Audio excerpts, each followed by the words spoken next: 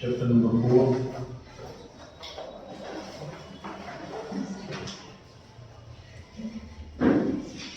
Accounting ratios.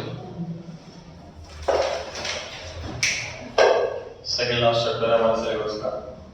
इसके बाद second chapter रह जाता है कैश फ्लो स्टेटमेंट।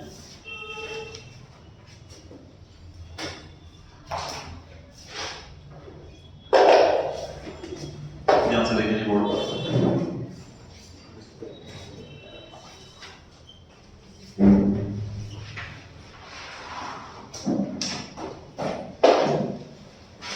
कंपैरिजन करने से उससे कुछ सीखेंगे। दो कंपनी से प्रॉफिट लेते हैं मैंने। एक कंपनी का प्रॉफिट है 5 करोड़, दूसरी कंपनी का प्रॉफिट है 6 करोड़। अगर आपसे इन्वेस्टमेंट के लिए डिसीजन लिया जाए, सजेशन लिया जाए, तो बताएं आप किसमें इन्वेस्ट करेंगे? कंपनी बी में, क्योंकि प्रॉफिट इसमें ज़्यादा है।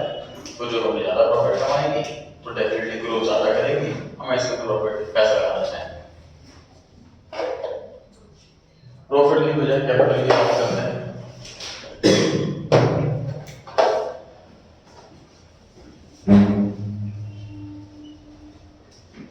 कंपनी ए, इसमें कैपिटल लगी हुई है 10 करोड़ रुपए।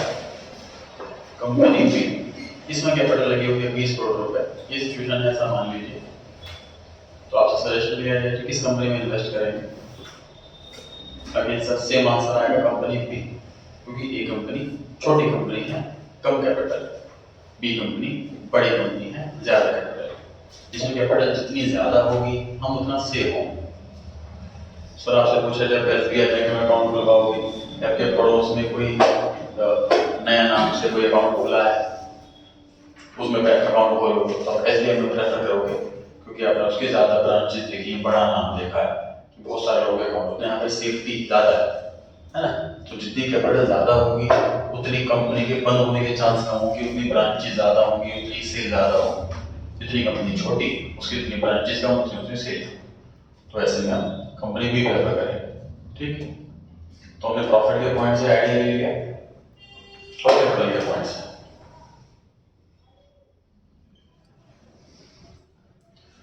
तो देखिए अभी हमने कैपिटल के पॉइंट से आंसर पढ़ा, तो फाइनल आंसर हमारा डिसीजन आया बी कंपनी बढ़िया है।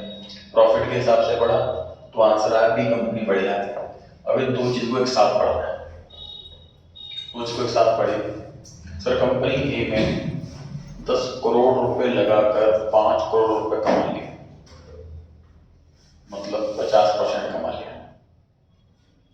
कंपनी बी में 20 करोड़ रुपए लगाकर 6 करोड़ रुपए कमा लिया, मतलब 30% कमा लिया। तो किस कंपनी में पैसा लगाना चाहेंगे?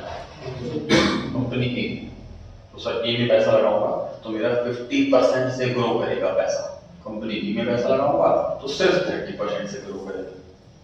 मतलब पहले आंसर जब आप सिर्फ कैपिटल देख रहे थे तो आंसर आ रहा था बी कंपनी बढ़िया। जब आप सिर्फ प्रॉफिट देख रहे थे तो आपका आंसर आ रहा था बी कंपनी बढ़िया। जब आप इन दो चीज को एक साथ देख रहे हो तो आपका आंसर आ रहा है ए कंपनी बढ़िया। हमने कहा क्या? We established a mathematical relationship between two accounting items, PNL और बैलेंस शीट। इसमें आने वाले जितनी भी आइटम्स हैं उसमें से कोई भी दो आइटम पकड़ लीजिए और उसके बीच में कोई ना कोई रिलेशन है, कोई ना कोई लिंक है, वो हमने कैलकुलेट कर लिया, उससे मीनिंगफुल इंफॉर्मेशन निकाल ली। ये काम है अकाउंटिंग रेशियो के चैप्टर का। अकाउंटिंग रेशियोज मींस एस्टेब्लिश करना एक mathematical relationship between two accounting terms. अब वो अकाउंटिंग टर्म पीएनएल की हो सकती है दोनों, या दोनों बैलेंस शीट की हो सकती है, या एक पीएनएल की एक बैलेंस शीट की, ऐसा हो सकता है। कोई दो आइटम उठा करके कोई ना कोई लिंक एस्टेब्लिश करना। रिजल्ट आपके सामने है सर। इंडिविजुअल आइटम से कोई भी समझ में नहीं आती मीनिंग, इकट्ठे देखा तो समझ में आ रहा है। दो आइटम को एक साथ देखा तो मीनिंगफुल इंफॉर्मेशन नहीं, सिंगल आइटम से कोई इंफॉर्मेशन नहीं निकलती। मतलब मैं आपको कहूँ ये कंपनी कितनी सेल है, बढ़िया की बेकार, सर मुझे नहीं पता बढ़िया की बेकार, मैं उसे कंपेयर करूँ किसी और आइटम से, प्रॉफिट के टर्म्स में, कैपिटल के टर्म्स में, तब कुछ आंसर मिलेगा। पेज 164, 164।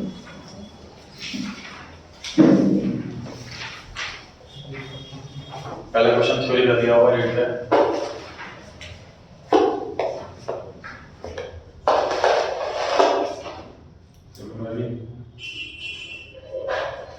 पहला question sir, what do you mean by ratio analysis, और इसकी बुराइयां करनी।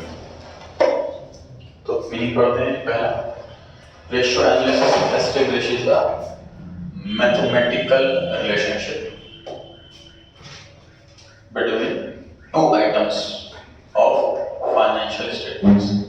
फाइनेंशियल स्टेटमेंट का मीनिंग लिखा हुआ अलग से, दो चीजें होती है इसका मतलब, एक स्टेटमेंट ऑफ पी&एल और दूसरा बैलेंस शीट। तो इन दोनों अकाउंट में से पी&एल एक बैलेंस शीट, कोई भी दो आइटम छांटनी है हमें और उसको कुछ परसेंटेज निकालनी है, रेशियो निकालनी है, कुछ ऐसा कुछ करना है, कोई मीनिंगफुल इंफॉर्मेशन निकल जाए, ये काम करना है पूरा चैप्टर। सेकंड में लिखा हुआ रेशियो एनालिसिस एक टेक्निक है।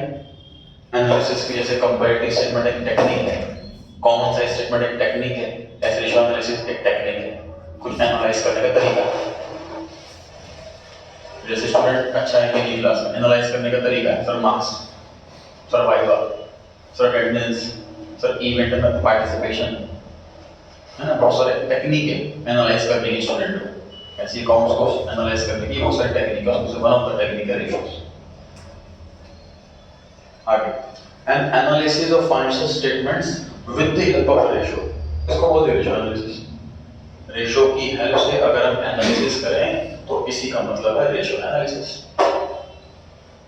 It is a process of computing, calculate करना, कंप्यूट करना, सॉल्व करना relationship items of financial statement. अब बुराई करते हैं, जो बुराई हमने 11 में पढ़ी थी, जो बुराई हमने चैप्टर नंबर 2 में पढ़ी थी, वही बुराई पढ़ना है फिर से। पहली बुराई, क्वांटिटी बताता है सर, क्वालिटी नहीं बताता। कंपनी गुड्स अच्छी क्वालिटी के बना रही है, कहीं नहीं लिखा होगा। दूसरा पॉइंट, इन्फ्लेशन डिफ्लेशन इग्नोर नहीं कर सकते, प्राइस लेवल चेंजेस इग्नोर किए जाते हैं। तीसरा, change in the basis of accounting, क्या मतलब हो गया sir? Basis of accounting chapter number 4 11th class, दो बेसिस होते हैं, एक कैश बेसिस और एक एक्रूवल बेसिस। तो कंपनीज में एक्रूवल कंपलसरी होता है और प्रोप्राइटरशिप पार्टनरशिप में चॉइस होती है, कैश बेस फॉलो करें या एक्रूवल बेस फॉलो करें। मान लीजिए हम कैश बेस फॉलो कर रहे थे, उससे एक्रूवल में शिफ्ट हुआ है, तो इस साल का प्रॉफिट इफेक्ट नहीं हो, मतलब प्रॉफिट नहीं आएगा। कुछ आइटम लास्ट ईयर छोड़ दी थी, इस साल लूंगा, मैं कैश एक्रूवल में, एक्रूवल से कैश में शिफ्ट हुआ हूँ। अगर हम शिफ्ट करते हैं अगर किसी और बेसिस से किसी और बेसिस में, तो हमारे प्रॉफिट लॉस की कैलकुलेशन में गड़बड़ होगी, उसका प्रॉफिट सही नहीं आएगा।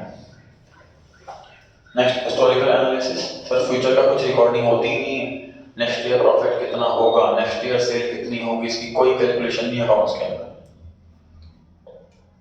लिमिटेशन ऑफ फाइनेंशियल स्टेटमेंट, क्या मतलब हुआ? मान लीजिए मुझे काम दिया, मुझे पी&एल बैलेंस शीट दे दी और मुझे कहा गया कि आप इसको एनालाइज करो और बताओ कंपनी कैसी है। तो मैं ये कह रहा हूँ कि अगर सर आपने मुझे पी&एल ही गलत दिया तो मेरी एनालिसिस भी गलत होगी। डॉक्टर को हम रिपोर्ट दे रहे हैं अपने ब्लड टेस्ट की, और अगर रिपोर्ट गलत है तो उसका प्रिस्क्रिप्शन भी गलत होगा। तो जो कमियां फाइनेंशियल स्टेटमेंट में हैं, सेम कमियां रिफ्लेक्ट करेगी उसकी एनालिसिस में। ठीक। नेक्स्ट है सर, बीमारी बताता है इलाज नहीं। 6 पॉइंट, सेल कम हो रही है इतना बता देगा अकाउंट्स, प्रॉफिट कम हो रहा है इतना बता देगा अकाउंट्स, प्रॉफिट ठीक कैसे करें, एक्सपेंस कम कैसे करें, उसका आंसर नहीं है अकाउंट्स। नो फिक्स्ड स्टैंडर्ड्स, क्या मतलब हुआ इसका? जैसे सर मैंने सब बताया प्रॉफिट 50% हो रहा, इसमें 30% हो रहा, तो सर किसी में 60 हो तो वो बढ़िया है, किसी में 70 हो तो वो बढ़िया है, कोई स्टैंडर्ड हो ना फिक्स। किसी भी चीज में स्टैंडर्ड फिक्स हो ही नहीं सकता, कितना ही फिक्स है पक्का ये बढ़िया है, ज्यादा ना कम हो, तो फिक्स स्टैंडर्ड पॉसिबल नहीं है सर किसी भी चीज का। ऐसे अकाउंट्स में तो फिक्स स्टैंडर्ड नहीं, बस हम कंपेयर कर सकते हैं हाँ ये बेटर है। ठीक है। आगे, विंडो ड्रेसिंग मतलब मैनिपुलेशन अकाउंट्स, तो अकाउंट्स में मैनिपुलेशन होती है, वो अभी भी होगी, तो एनालिसिस में भी मैनिपुलेशन की जा सकती है। कोई एक्सपर्ट है उससे एनालिसिस करवा रहे हैं तो उससे हम फेक एनालिसिस करवा सकते हैं। फॉर एग्जांपल जैसे मूवीज के रिव्यूज आते हैं तो पेड रिव्यूज भी होते हैं, जो काफी बेटर लिख दिया जाए, एक्चुअल में नहीं है ऐसा।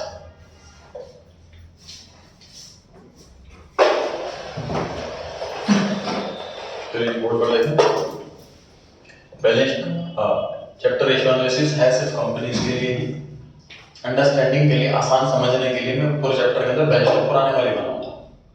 हमें आंसर में बैलेंस शीट नहीं बनानी। एक फॉर्मूला होगा, उसको याद करना है, फॉर्मूले की वैल्यूज पुट करनी है, डिवाइड करना है और आंसर आ जाएगा।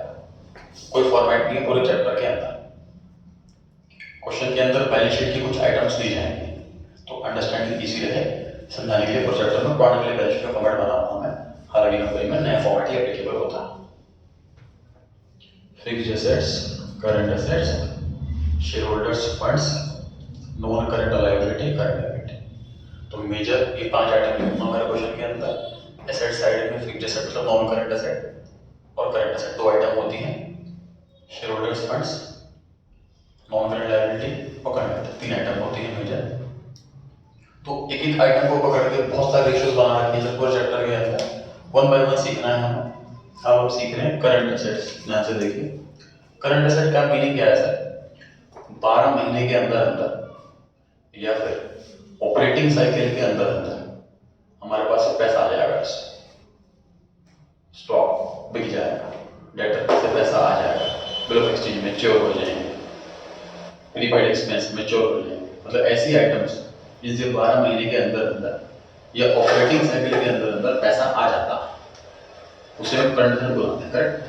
मतलब ऐसा समझ लो अगले 12 महीनों में मेरे पास ये वाला पैसा आने वाला है। ऑपरेटिंग साइकिल मतलब जब मैंने पैसा लगाया बिजनेस के अंदर, तो सारी साइकिल, रॉ मटेरियल बना, डब्ल्यूआईपी बना, फिनिश गुड बना, डेटर बना, फिर पैसा आया। इस पीरियड में कितना टाइम लग जाता है, उसे ऑपरेटिंग साइकिल कहते हैं। तो एक्चुअल में करंट एसेट का मीनिंग जो मैं 11th में पढ़ा था वो ये था कि 12 महीने। अब एक्चुअल का मीनिंग है 12 महीने और ऑपरेटिंग साइकिल में से कोई भी कंडीशन सेटिस्फाई हो जाए तो वो करंट एसेट हो जाता है। तो करंट एसेट का मतलब सर 12 महीने के अंदर अंदर पैसा कितना आना है। करंट लायबिलिटी क्या बता रहा है? जस्ट अपोजिट, कि 12 महीने के अंदर अंदर पैसा कितना जाना है। ठीक है जी? तो सर पैसे में खड़े होने चाहिए हम, रेपुटेशन मेंटेन करने के लिए। एक फ्रेंड है, वो अकाउंटेंट की जॉब करता है कंपनी बहुत बड़ी है, कई सारी ब्रांचेस हैं, करोड़ों में टर्नओवर है, लेकिन हमेशा सैलरी डिले होती है। ये बात तो मेरे फ्रेंड को कह देता है बॉस कि आप जो वर्कर्स हैं उनको आप अपने पैसे जेब से पैसे दे दो, मैं तुम्हें दे दूंगा। कर दो, 2-3 महीने सैलरी लेट आती है। तो कंपनी की नेगेटिव पॉइंट क्या चल रहा है? लिक्विडिटी खराब है। मतलब पैसा है लेकिन इन्वेस्टेड है, वो प्रॉपर्टीज में, स्टॉक में, डेटर्स में, पैसा मशीनरी में, पैसा ब्लॉक है, लिक्विड मनी नहीं है उसके पास, बिल्कुल सैलरी देने तक के पैसे नहीं है, वो 2-3 महीने लेट हो रहा। तो ऐसे में कंपनी का भी बंद हो सकती है। तो लिक्विडिटी चेक कर रहे हैं हम आज इस रेशो के अंदर। तो सिर्फ 12 महीने के अंदर कितना पैसा आना है ये बताएगा, 12 महीने के अंदर कितना पैसा जाना है ये बताएगा। कंपनी ए, कंपनी बी, कंपनी सी। करंट एसेट को डिवाइड करना है करंट लायबिलिटी से। देखिए 1 करोड़ अपॉन 1 करोड़, 2 करोड़, 1 करोड़,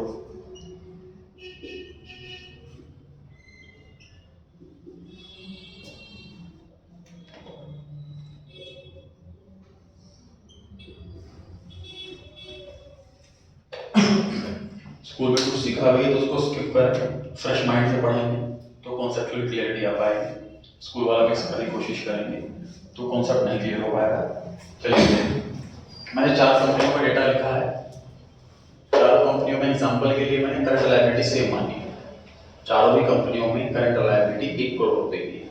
मतलब चारों कंपनियों को विद इन 12 मंथ्स 1 करोड़ की पेमेंट करनी है। करंट लायबिलिटी में क्रेडिटर्स हो गए, आउटस्टैंडिंग एक्सपेंसेस हो गए, ऐसा। करंट एसेट मैंने एग्जांपल में चारों में अलग अलग मानी। कंपनी ए में 1 करोड़ रुपए की करंट एसेट है, कंपनी बी में 2 करोड़, कंपनी सी में 3 करोड़, कंपनी डी में 4 करोड़। तो डिवाइड करा मैंने इसको, तो रेशियो 1:1, 2:1, 3:1, 4:1 ये आ गया। अब मीनिंग समझिए, इसका मीनिंग क्या है। रेशियो का मतलब क्या है इसका, देखो ध्यान से। पूरे साल में इसको 1 रुपए की पेमेंट करनी है और 1 रुपए की पेमेंट आनी है, बराबर।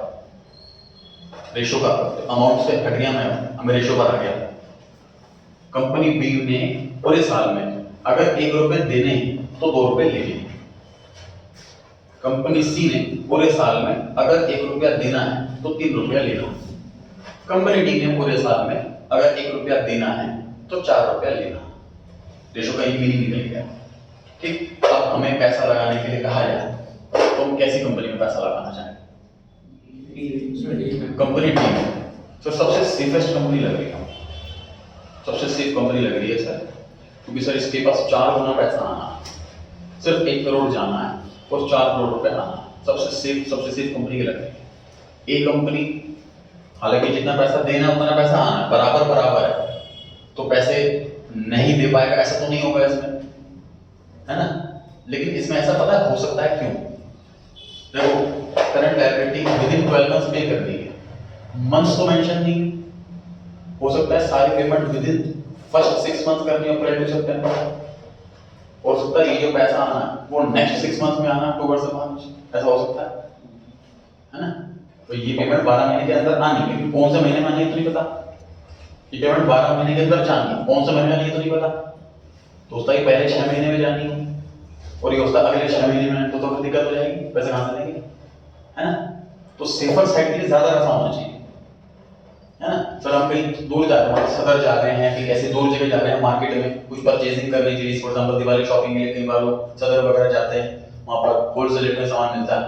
तो मान लीजिए मेरी कैलकुलेशन है, मुझे लगभग 5-6 हज़ार का सामान लेना है फॉर एग्जांपल, तो हम जेब में 10,000 रुपए लेके जाते हैं कि मैं 5 का सामान लाना है, सपोज 5 ही लेके चलूं, सपोज 5,500 का सामान बैठा तो कम पड़ गया, तो है ना? तो सेफर साइड के लिए थोड़े ज्यादा पैसे लेके चलते हैं। इसी पॉइंट ऑफ व्यू से थोड़ा ज्यादा होना चाहिए, करेक्ट? एग्जांपल सदर का पूछता हूं मैं आपको, सर 5 से 6 हज़ार रुपए की शॉपिंग करनी है। एक पर्सन है जो 5,000 लेके जा रहा, एक पर्सन है 10,000 लेके जा रहा, और एक पर्सन है 10 लाख रुपए लेके जा रहा। कौन सा समझदार? 1 लाख को 10 लाख वाला क्यों नहीं? ज्यादा सेफ नहीं है वो? जो आंसर आपने यहाँ पर दिया वही आंसर यहाँ पर क्यों नहीं दे रहे? सोचो। अब आप कह रहे थे डी सबसे सेफ है सर, इंसान सबसे ज्यादा पैसा है, तो इसमें सेफ एग्जांपल है भाई, लिक्विडिटी कम हो जाएगी। हाँ सर यूज ऑफ मनी भी तो ज्यादा है। परफेक्ट आंसर है सर, यूज ऑफ मनी। यहाँ पर ए कंपनी खराब है तो डी कंपनी भी खराब है।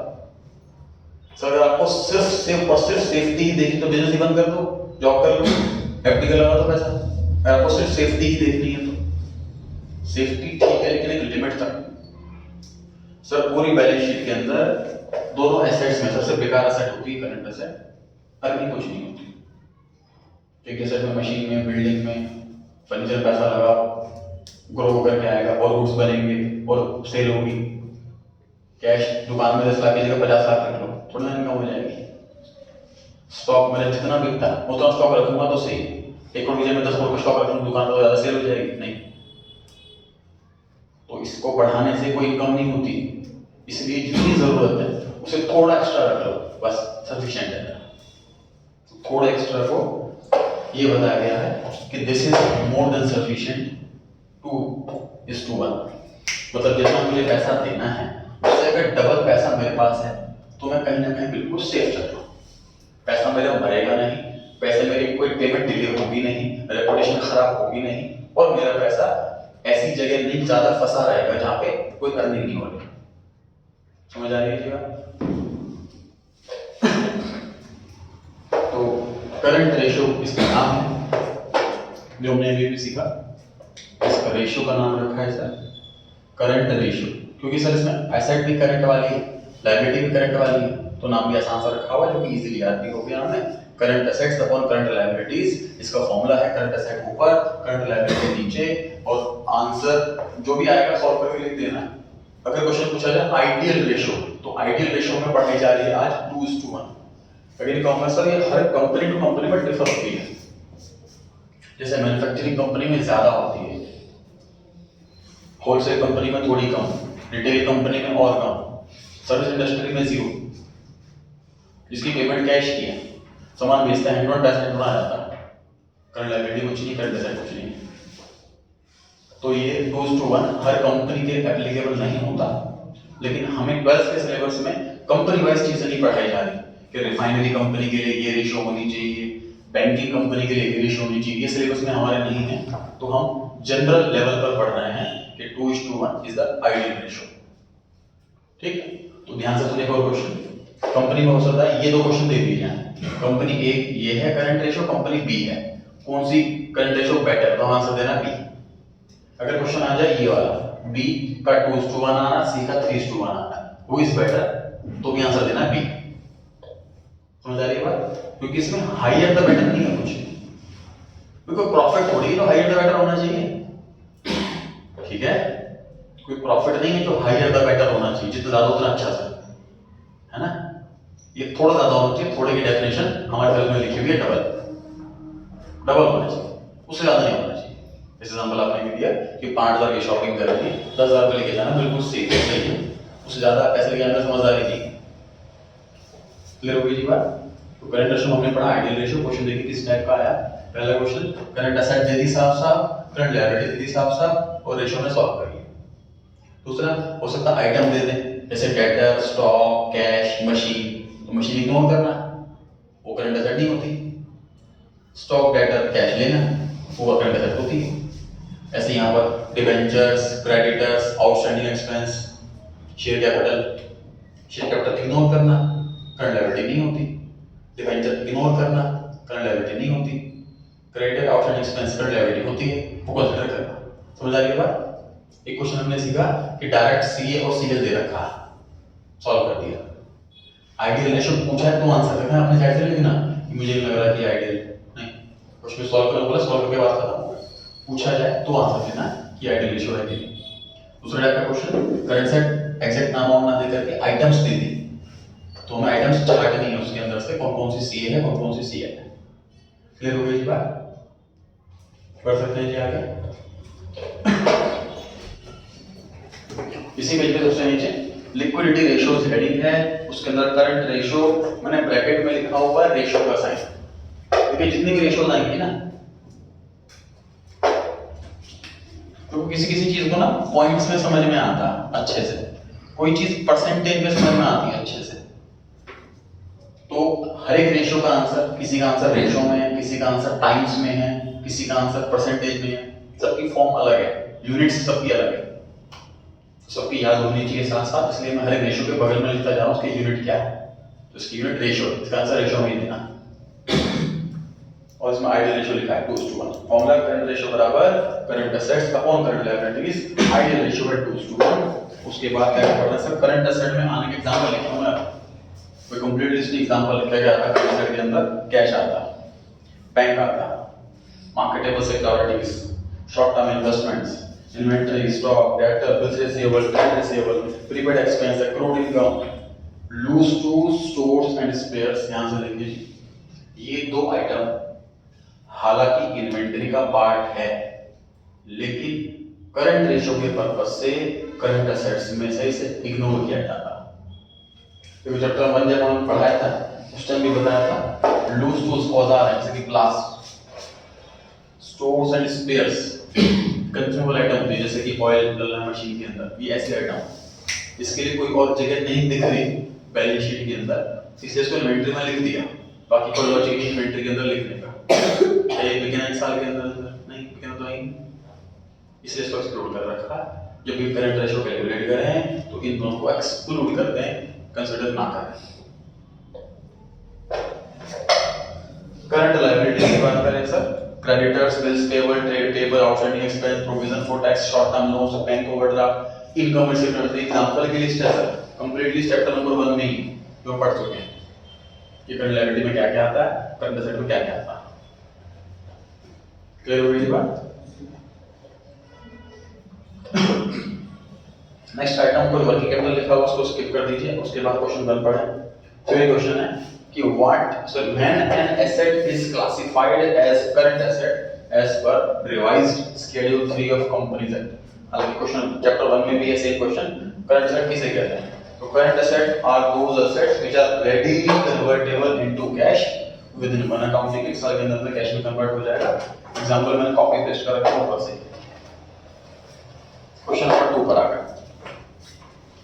एक कंपनी की करंट एसेट है 3 लाख और करंट लायबिलिटी है 1,40,000। उसके बाद उसने गुड्स खरीद लिए और 20,000 रुपए के उधार। तो करंट रेशो नए वाली क्या होगी? अब सच में बैलेंस शीट आपके माइंड में होनी चाहिए। ध्यान से देखिए सर, करंट रेशियो बराबर प्रेजेंटेशन को रिजिड नहीं है कि यही होनी चाहिए। ये मैं जो फॉर्मेट लिख रहा हूं अभी आपको नोट नहीं करना, आपको सिर्फ सुनना है, समझना।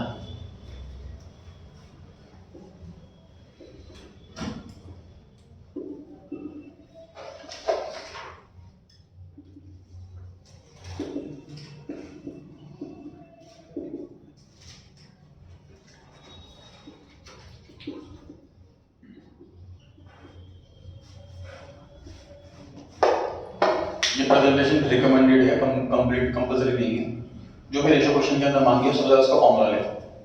करंट रेशियो बराबर current asset upon current liability. उसके बाद जो करंट एसेट सॉल्व करके आएगी वो अमाउंट यहाँ, करंट लायबिलिटी यहाँ, डिवाइड करके जो आंसर आएगा वो यहाँ। एग्जाम्पल जो चेक कर रहा होगा उसको पहली 2 लाइन में कंप्लीट फॉर्मूला दिख गया, फाइनल आंसर दिख गया, वही पूरे मार्क्स दे देगा, आगे चेक ही नहीं करेगा। नॉर्मल स्टूडेंट्स क्या करते हैं, सॉल्व करना स्टार्ट कर देते हैं। करंट एसेट सॉल्व करनी स्टार्ट करी, करंट लायबिलिटी सॉल्व करनी स्टार्ट करी, बाद में रेशियो का फॉर्मूला लिखा, बाद में आंसर करा। एग्जामिनर को मेहनत लग रही है आंसर ढूंढने के, तो ये रिकमेंडेशन नहीं होती। फाइनल आंसर स्टार्टिंग में दिख गया तो एग्जामिनर का आंसर काम कंप्लीट हो गया, वहीं पर फुल मार्क्स दे करके अगले क्वेश्चन पे आ जाता है।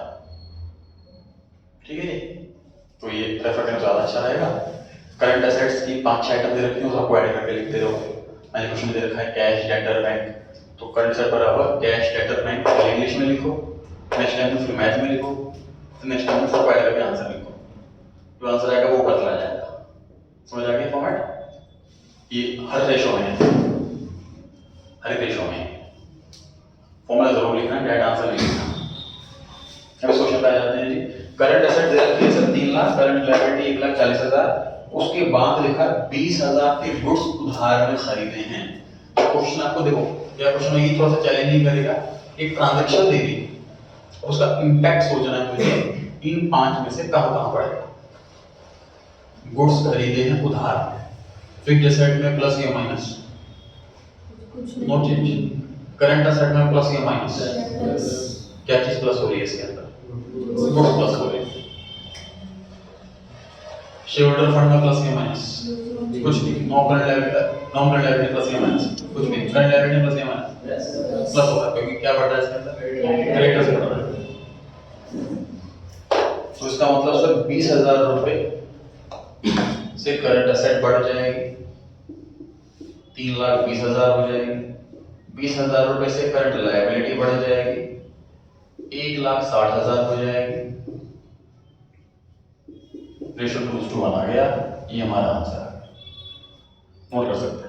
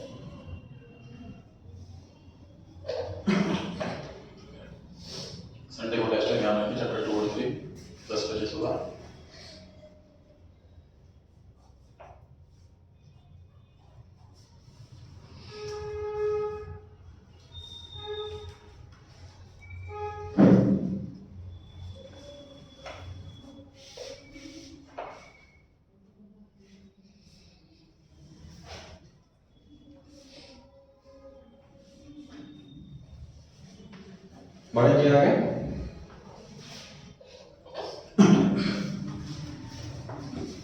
जैसे क्वेश्चन में लिखा होता कि उधार भी नहीं कैश में खरीदा। ट्राई करिए और उसमें निकाल के देखिए। सेम क्वेश्चन में उधार की वजह अगर कैश में खरीदा होता तो कैसे सॉल्व करते, क्या क्या चेंज आता आंसर के अंदर। 1 मिनट का समय लगा, ट्राई करने की कोशिश करें। केसेस बहुत सारे करेंगे चैप्टर के अंदर से, बहुत सारे केसेस हैं, कोई केस बचेगा नहीं आपके एग्जाम के लिए, नया case.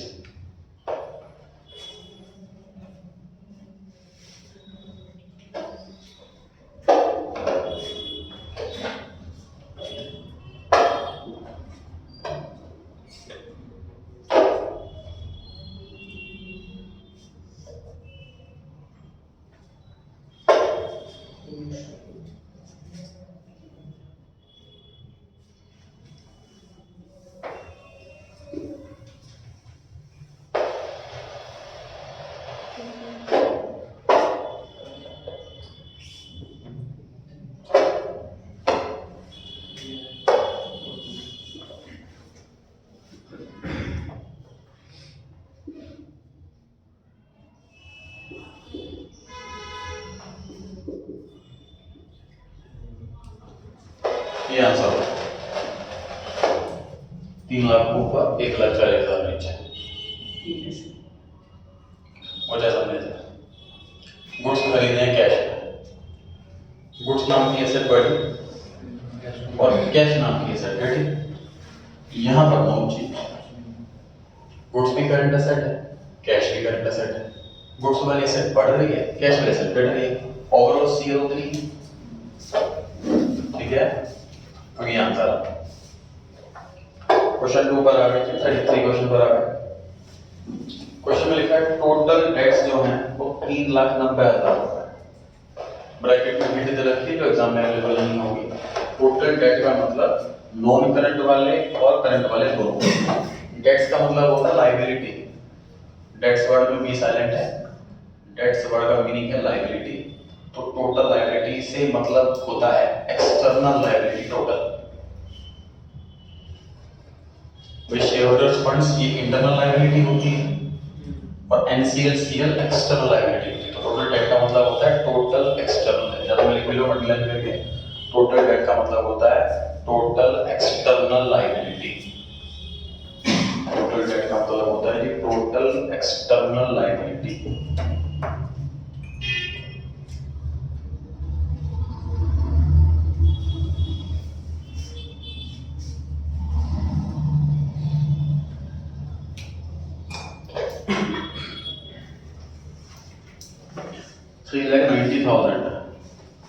Non current liability 3 lakh है लॉन्ग टर्म वाली, तो करंट लायबिलिटी कितनी हुई? 90,000। कितना आसान है कि इन दोनों का टोटल 390 है और नॉन करंट वाला 3 लाख, तो करंट वाला आ गया 90,000। इजी हुई। कोई आगे बढ़ने से पहले कुछ समझते हैं बोर्ड पर। तो बिजनेस स्टार्ट करने के लिए बिल्डिंग चाहिए, मशीन चाहिए, मतलब नॉन करंट एसेट या फिक्स्ड एसेट बोलो, इसमें पैसा लगाना है। फॉर एग्जांपल 10 करोड़ रुपए, तो शेयर कैपिटल या नॉन करंट लायबिलिटी मान लीजिए इससे मैंने 8 करोड़ और इससे 2 करोड़ रुपए अरेंज करके 10 करोड़ से बिजनेस स्टार्ट कर लिया। बिल्डिंग आ गई, मशीन आ गई, फर्नीचर आ गया, 10 करोड़ टोटल ले लिए। क्योंकि मैं तुरंत इतना ज्यादा कमाई नहीं कर सकता, 2 साल के अंदर ये पैसा चुका दूं, मैंने लॉन्ग टर्म वाला लोन लिया और खुद का पैसा लगाया। लेकिन सर सिर्फ मशीन बिल्डिंग से बिजनेस नहीं चल सकता, मुझे स्टॉक भी खरीदना पड़ेगा। स्टॉक खरीद के बेचूंगा, डेटर पैसा खरीदा महीने बाद देगा, तो उनको पैसा उधार देने के लिए भी मेरे पास पैसा होना चाहिए। मतलब वर्किंग करने के लिए मुझे पैसा लगाना है। करंट एसेट्स में मान लीजिए 5 करोड़ रुपए मुझे लगाने की रिक्वायरमेंट है, मेरा बिजनेस जिस टाइप का है 5 करोड़ रुपए चाहिए लगाने के लिए, वर्किंग करने के लिए। लेकिन जब मैं उधार बेच सकता हूँ तो उधार खरीद भी सकता हूँ। मान लीजिए मार्केट में इतनी रेपुटेशन है कि 2 करोड़ रुपए का उधार मिल जाएगा, current liability 2 crore, credit outstanding expense 2 crore रुपए। तो मुझे खुद का पैसा कितना लगाना है वर्किंग करने के लिए? वर्किंग करने के लिए कितनी कैपिटल लगानी है? 3 करोड़। समझ पा रहे हैं जी? टोटल 5 करोड़ लगानी थी वर्किंग करने के लिए, लेकिन दोनों उधार ला सकता हूँ। अगर मैं उधार 6 महीने का बेच रहा हूँ तो 4% से दे सकता हूँ उधार, ठीक है? तो वर्किंग करने के लिए मुझे कैपिटल चाहिए 3 करोड़, तो 3 करोड़ रुपए कि मैं और शेयर इशू करूंगा या फिर 3 करोड़ रुपए का मैं और लोन लूंगा, मैं बस लगाऊंगा 3 करोड़ रुपए।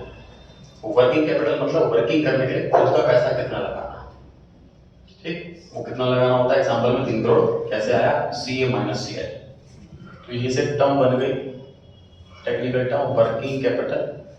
वर्किंग करने के लिए कैपिटल कितनी चाहिए, CA माइनस CL इतनी चाहिए। क्लियर हो गई जी बात?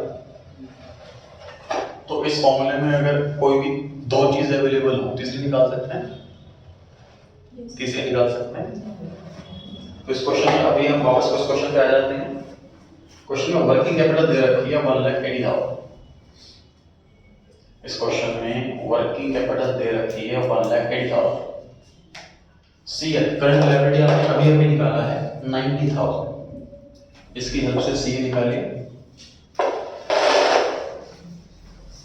सर विदाउट शेयर इशू करके और नॉन करके लॉन्ग टर्म लोन लेके तो हमने लिखा तो और सर इसके अलावा मतलब मैं हम खुद का पैसा लगा सकता हाँ, खुद का पैसा या फिर लोन ले लो, जो मर्जी कर लो, लगाना पड़ेगा पैसा। हूं। शेयर कैपिटल नहीं आया था, खुद का पैसा लगाना। हाँ हाँ, कितना आया CA, 2,70,000। सॉल्व करें तो भी वर्किंग कैपिटल बराबर CA माइनस CL।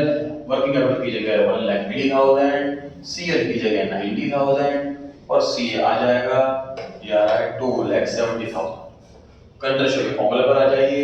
आपको CA भी पता है, आपको CL भी पता है, देखो आपको आंसर भी पता है।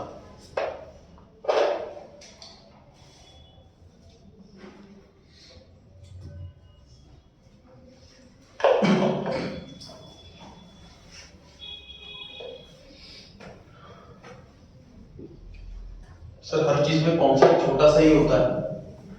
एग्जाम पॉइंट ऑफ व्यू के लिए सिर्फ केसेस बढ़ा दिए जाते हैं, मैथमेटिक्स कॉम्प्लिकेट की जाती है कुछ नहीं।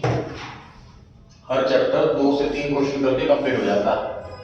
सिर्फ मैथमेटिक्स कॉम्प्लिकेट करके क्वेश्चंस को लेंदी किया जाता है, एग्जाम में क्वेश्चंस बनाए ऐसे अगला क्वेश्चन है, सिर्फ मैथमेटिक्स कॉम्प्लिकेट करिए। क्वेश्चन में लिखा हुआ है कि करंट रेशियो बराबर 2:1 और क्वेश्चन में लिखा है वर्किंग कैपिटल बराबर 60,000। अब देखिए इस इक्वेशन में 3 आइटम है, एक पता है 2 मिसिंग है। इस इक्वेशन में 3 आइटम है, एक पता है 2 मिसिंग है। तो दो आइटम मिसिंग हो तो 2 इक्वेशन चाहिए होते हैं। याद कीजिए मैथमेटिक्स, एक इक्वेशन एक वेरिएबल मिसिंग हो तो एक इक्वेशन दे रखी होती है क्वेश्चन में। 2 वेरिएबल मिस हो x और y तो 2 इक्वेशन दे रखी होती है। 3 वेरिएबल मिस हो x y z तो 3 इक्वेशन दे रखी होती है। 2 वेरिएबल में से 2 इक्वेशन दे रखी है, सॉल्व हो सकता है। क्रॉस मल्टीप्लाई कर दिया सर मैंने, 2CL बराबर CA। CA की वैल्यू आ गई 2CL। 2CL माइनस CL क्या बचा, 2 मत लिख देना कि CL से CL कट गया 2 बच गया, ठीक है।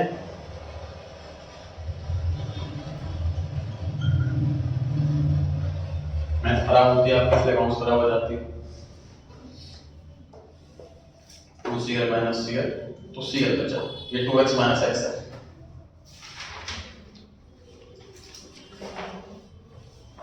CL की वैल्यू आ गई सर 60,000। तो CA कितना हो गया,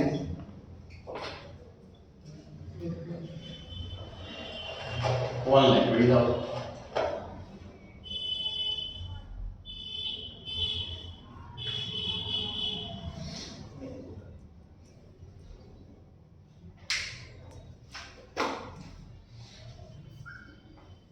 इस क्वेश्चन में कॉन्सेप्ट कुछ भी नहीं है, नहीं सिखाया मैंने, सिर्फ क्वेश्चन में मैथमेटिक्स सॉल्व करके दिखाई है, क्रॉस मल्टीप्लाई करके दिखाया है। जरूरत नहीं आप इसी फॉर्मेट से सॉल्व करें सर जैसे मैंने करा है। मैथ में सर ये सबसे बढ़िया चीज होती है, कंपैरेटिव फ्रीडम होती है सर हमारे पास, हम जिस मर्जी मेथड से सॉल्व करें, पूरी रिजिडिटी नहीं होती। जैसे कि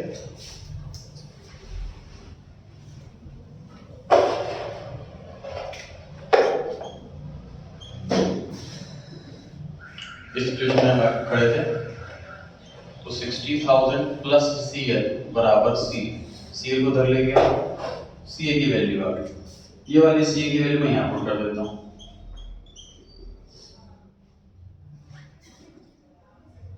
सॉल्व इससे भी हो जाएगा, सेम आंसर बताने का पर्पस सिर्फ ये था, ये जरूरी नहीं जिस फॉर्मेट से मैंने करा उसी फॉर्मेट से आप करें। तो चैप्टर में सबसे चीज है फॉर्मेट कुछ नहीं है, बस फॉर्मूला पूरा लिखना है, सॉल्व करके दिखाना है, रफ फर्क में आगे पीछे ऊपर नीचे कहीं नहीं करना, मेन आंसर में कैलकुलेशंस करनी। ठीक है, पढ़े जाए आगे। फिफ्थ क्वेश्चन,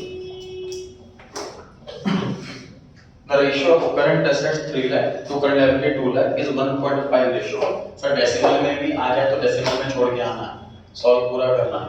मतलब आपका आंसर मान लीजिए 3 अपॉन जैसे 3 लाख अपॉन 2 लाख आ रहा है तो 0 से 0 काटा आपने 3:2 बचा, ऐसे छोड़ के नहीं आना, पूरा कट करना है, सोचा डेसिमल में आ जाए, डिनोमिनेटर 1 चाहिए। ठीक है, 1.5:1 आ गया। The accountant of the firm is interested in maintaining a current ratio of 2:1। तो ये काम तो करते हैं कंपनी वाले, काम ये तो करते हैं सर। जैसे आप लोग क्या करते हैं, पूरे साल नहीं पढ़ते, एग्जाम के टाइम पे पढ़ते हैं, क्योंकि आपकी परफॉर्मेंस जो चेक होनी है वो मार्कशीट में चेक होनी है ना। कोई ये चीज नहीं चेक करेगा कि आपने थ्रू आउट द ईयर कितनी पढ़ाई करी है, आप किसी मार्कशीट चेक करते हो, आप मार्कशीट के टाइम पर मेहनत करते हो, एग्जाम के टाइम पर मेहनत। सेम चीज कंपनी वाले करते हैं सर कि सर जो रिपोर्ट कार्ड बननी है वो 31 मार्च को बननी है, हर महीने की तो बननी नहीं है या हर डे की तो बननी नहीं है। तो 31 मार्च को अगर हमारी करंट एसेट बहुत कम है बढ़ा दो, अगर बहुत ज्यादा तो घटा दो, मतलब कुछ ऐसी कैलकुलेशन करो, कुछ ऐसा प्लस माइनस करो कि हमारा रेशियो बढ़िया से आ जाए ताकि इन्वेस्टर अट्रैक्ट हो और पैसा लगाए।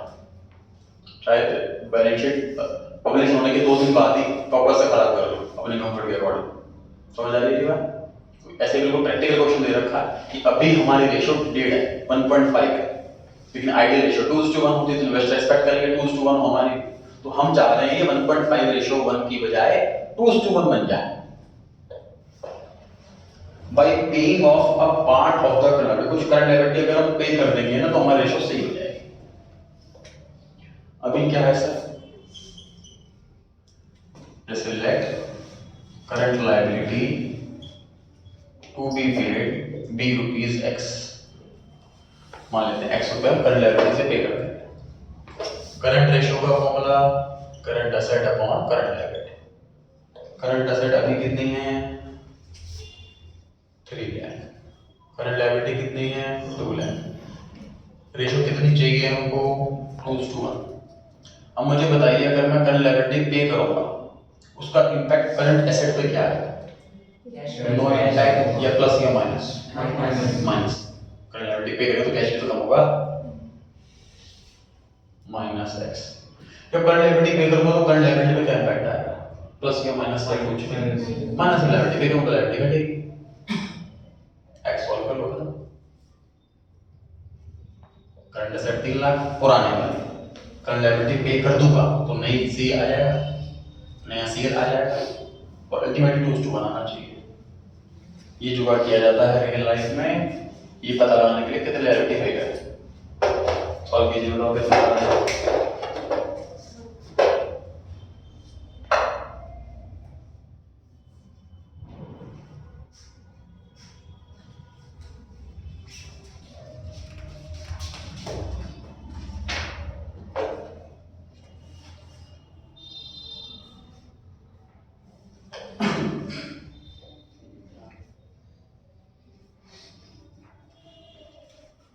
पहले लिखनी है आपको let current liability to be paid be rupees x,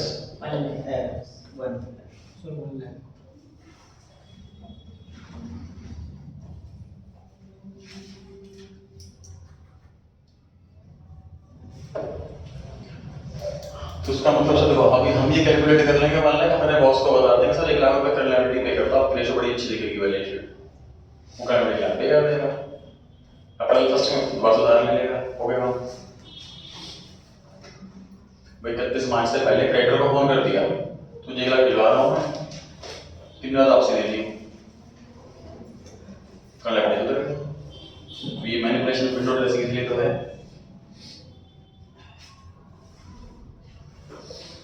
बढ़े जी आगे।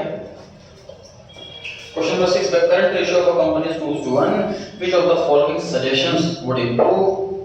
यहाँ पर improve से मतलब increase है, टर्म गलत है improve, लेकिन सीबीएसई में यही लिखी हुई आ रही है कई साल से, इसको चेंज नहीं किया है, क्योंकि देखो ना जो 2:1 वो तो ऑलरेडी आइडियल रेशियो है, वो improve कैसे हो सकती है?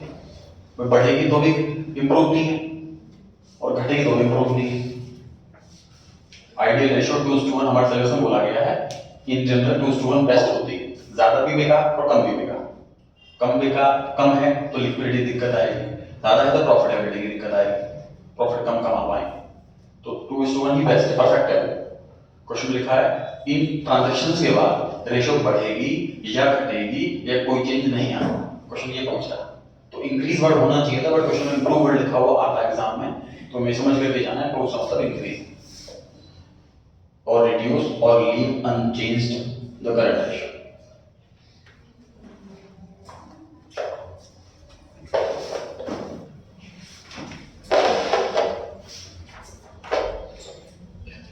माइंड लगाना सर इस क्वेश्चन के अंदर, देखिए ध्यान से, कोई ट्रांजैक्शन दे दी जाए और उसमें न्यूमरेटर बढ़े तो रेशियो बढ़ेगी कि कम होगी? बढ़ेगी, आंसर है। अगर कोई ट्रांजैक्शन ऐसी हो जिसमें न्यूमरेटर घटे तो रेशियो बढ़ेगी कि कम होगी? कम होगी, आंसर रिड्यूस।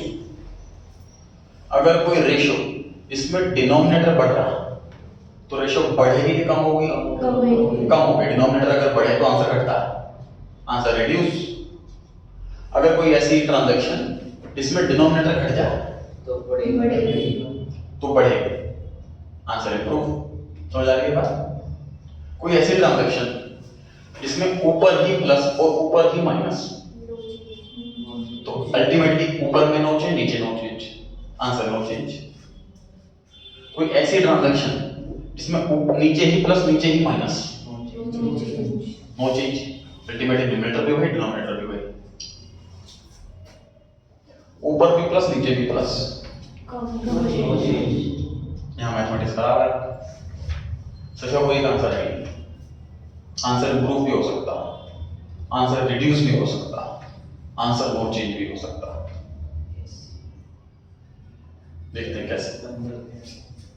करंट एसेट मान लीजिए 10,000 है, करंट लायबिलिटी भी 10,000 है, जो प्लस हो रहा है मान लीजिए वो 1,000 रुपए है।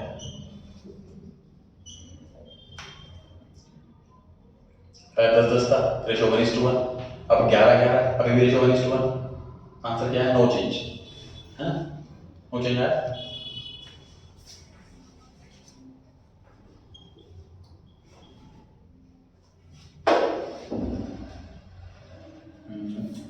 ले लेते हैं।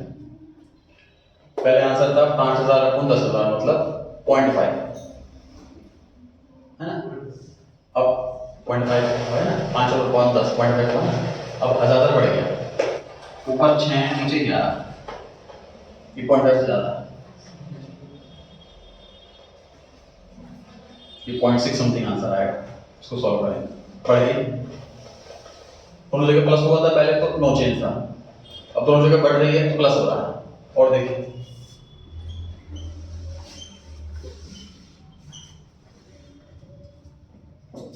20,000 अपॉन 10,000, रेशो क्या है? 2:1।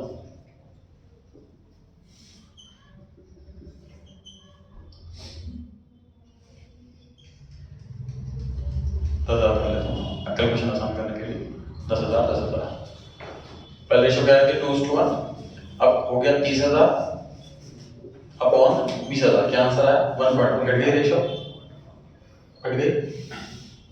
तो सर अगर ऊपर और नीचे दोनों जगह प्लस हो रहा है, अल्टीमेट आंसर कुछ भी हो सकता है, नो चेंज भी, प्लस भी या माइनस भी।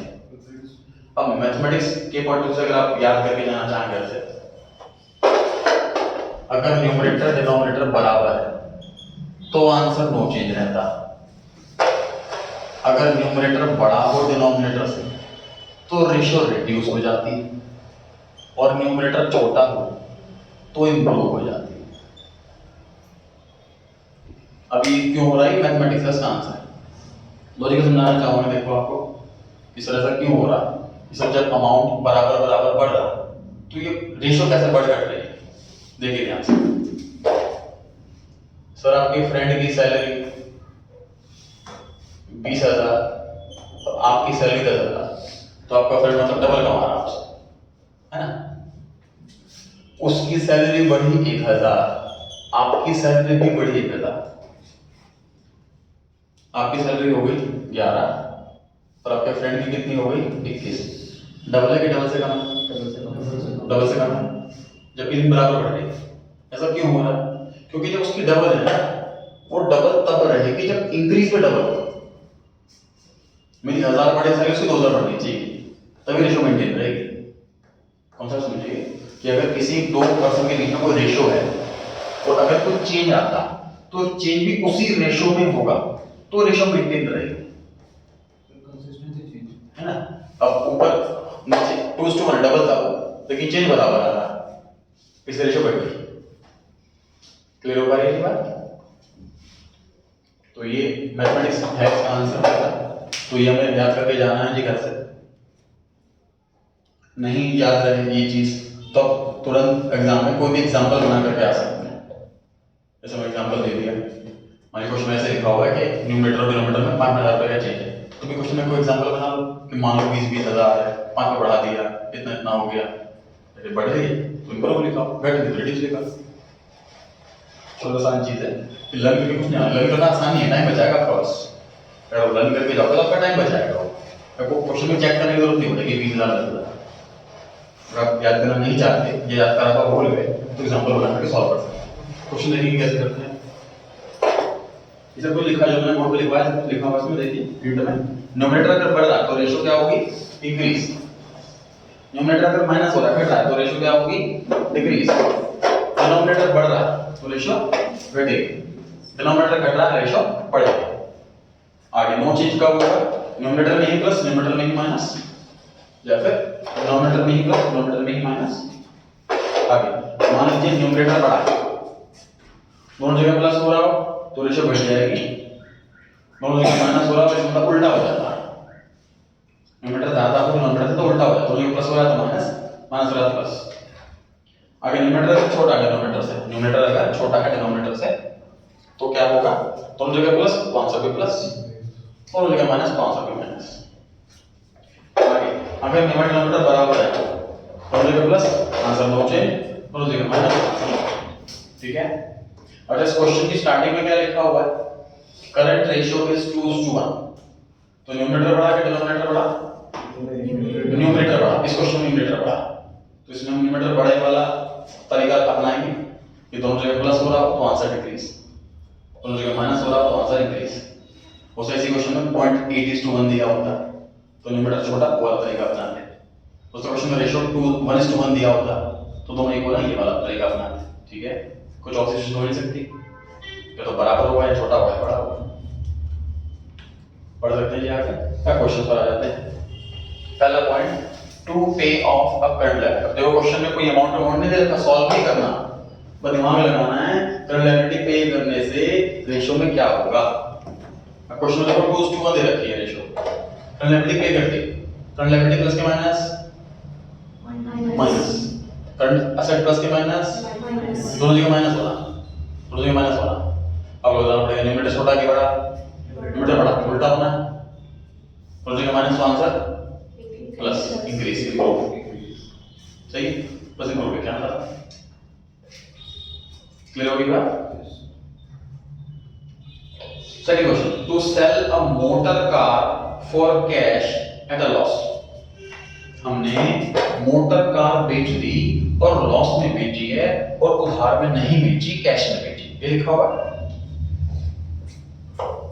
एग्जांपल समझ लेते हैं।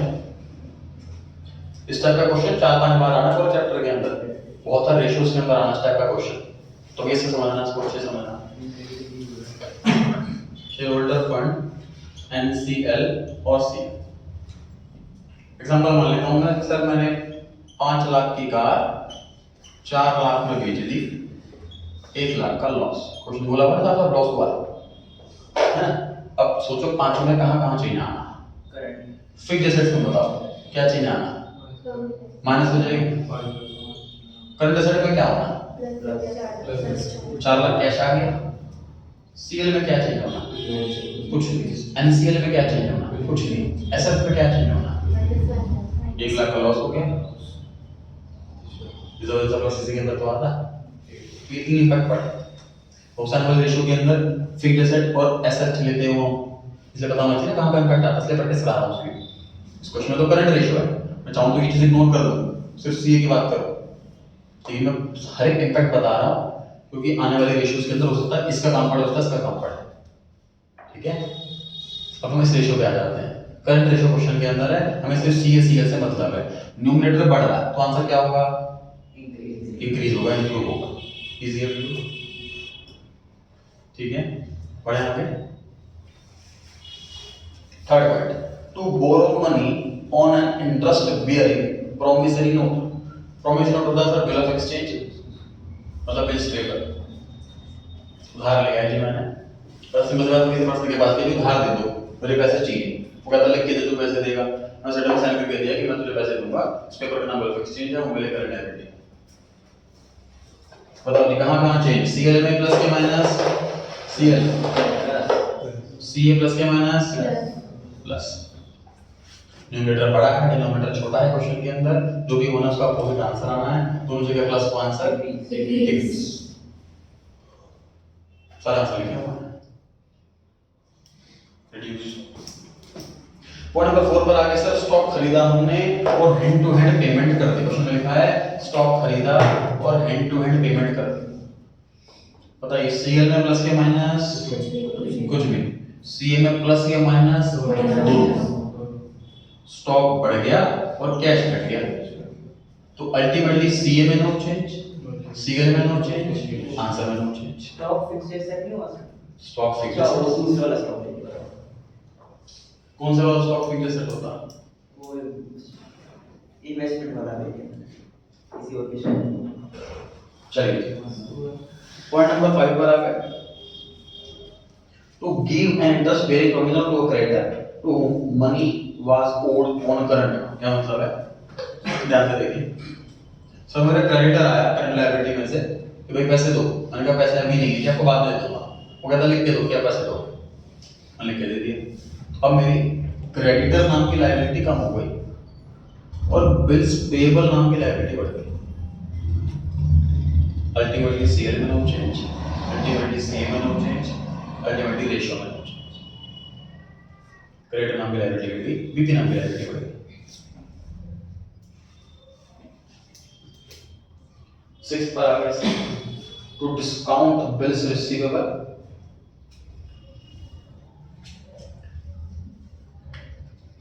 बिल ऑफ एक्सचेंज ऑप्शन आने नहीं चाहिए क्योंकि 11th क्लास में समय स्किप था ये चैप्टर, फिर भी दो क्वेश्चंस हैं तो करा देता हूं नॉलेज पर्पस से। डिस्काउंटिंग बिल ऑफ एक्सचेंज का मतलब इस मैंने किसी से पेपर ले रखा है कि वो मुझे पैसे देगा, इसमें 1 लाख रुपए लिखता हूं। अब मुझे 1 लाख रुपए मिलेंगे 3 महीने बाद, इसमें लिखा हुआ है मुझे पैसे की जरूरत है, मैं बैंक के पास जाता हूं, 2000 रुपए कम दे दो जी, आप अभी दे दो मुझे पैसे, मुझे बिजनेस के लिए पैसे चाहिए। This is discounting of bill of exchange. मतलब मेरी बीआर नाम की एसेट घट गई 1 लाख से, बैंक नाम की एसेट बढ़ गई 98,000 से, 2000 रुपए का नुकसान हो गया। बिल ऑफ एक्सचेंज डिस्काउंट कराने का मतलब बैंक को चार्जेस काट के मुझे पैसे दे देता है, तो जितने का बीआर नाम की एसेट घटी उससे कम बैंक नाम की एसेट बढ़ी। अल्टीमेटली सीए बढ़ा के घटा, न्यूमरेटर घट गया तो रेशियो रिड्यूस, डिक्रीज। ठीक है,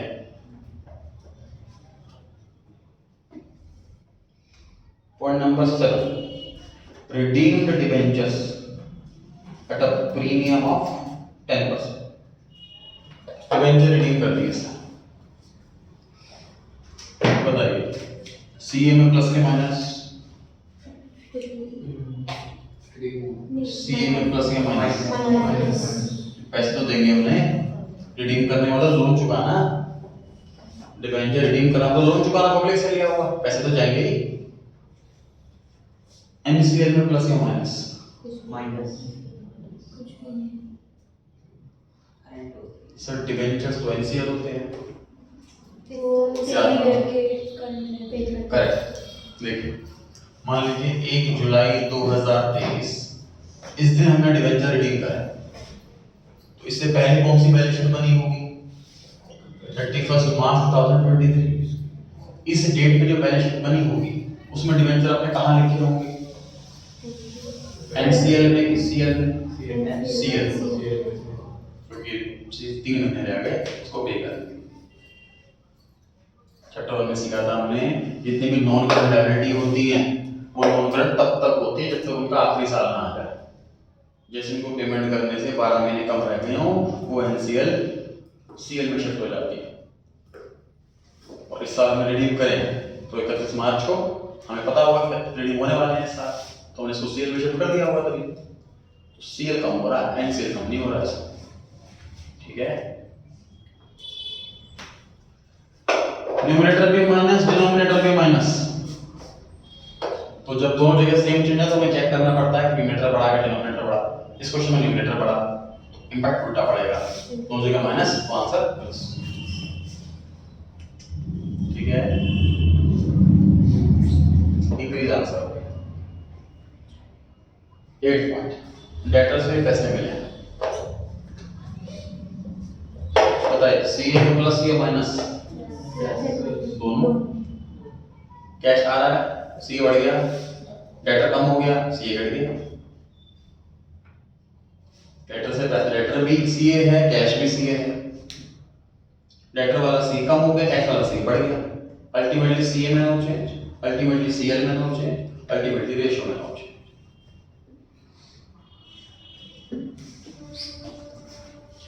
9 पॉइंट 2 लाख रुपए के शेयर्स मशीनरी के वेंडर्स को इशू करके, टॉपिक पढ़ा था हमने, issue of shares for consideration other than cash, वो वाला टॉपिक है। बताइए फिक्स्ड प्लस या माइनस? सीए प्लस या minus? No change. CL plus minus? No change. NCL plus minus? No change. SH plus minus? Fixed और share fund बढ़ रहा है, सीए सीएल में नो चेंज, करंट रेशियो में नो चेंज।